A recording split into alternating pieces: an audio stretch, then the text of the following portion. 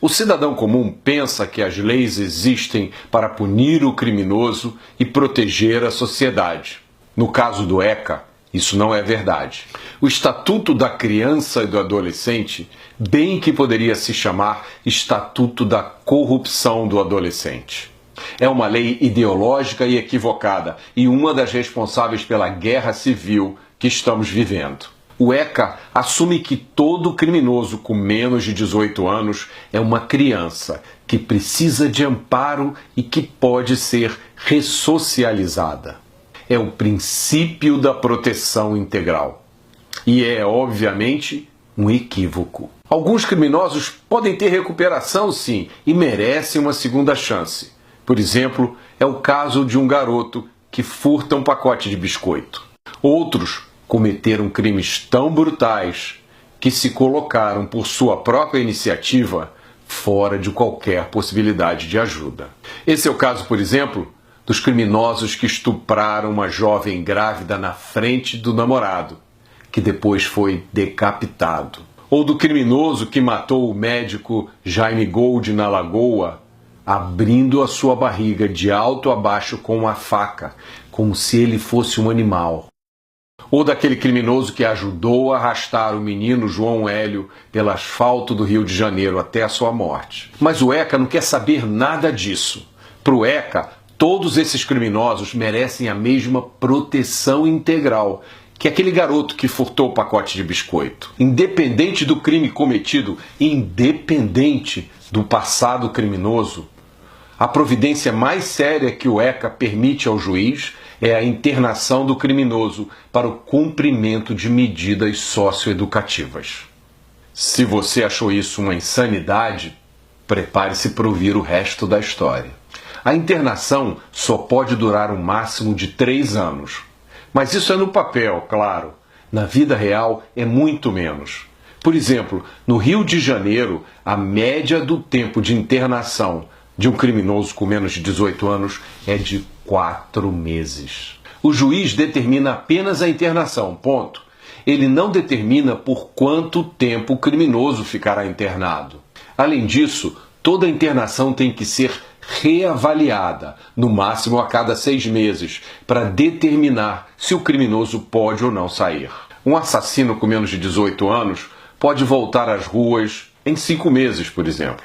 No Rio de Janeiro, a internação é determinada por um juiz, mas é supervisionada por outro juiz, chamado juiz da execução.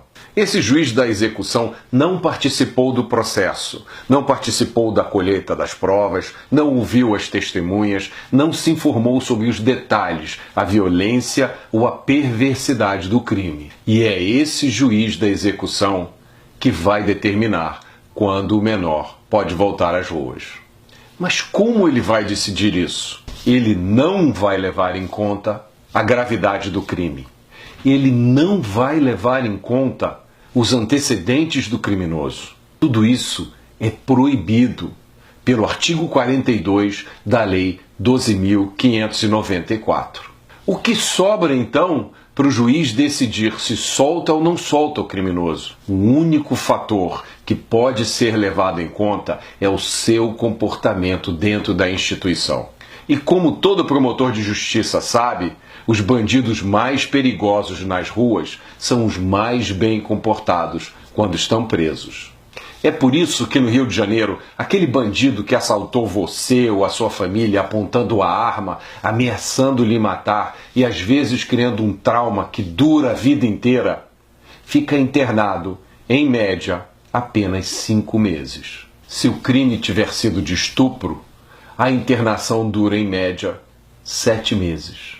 Um criminoso menor de 18 anos que matou alguém no Rio de Janeiro fica internado, em média, apenas 8 meses.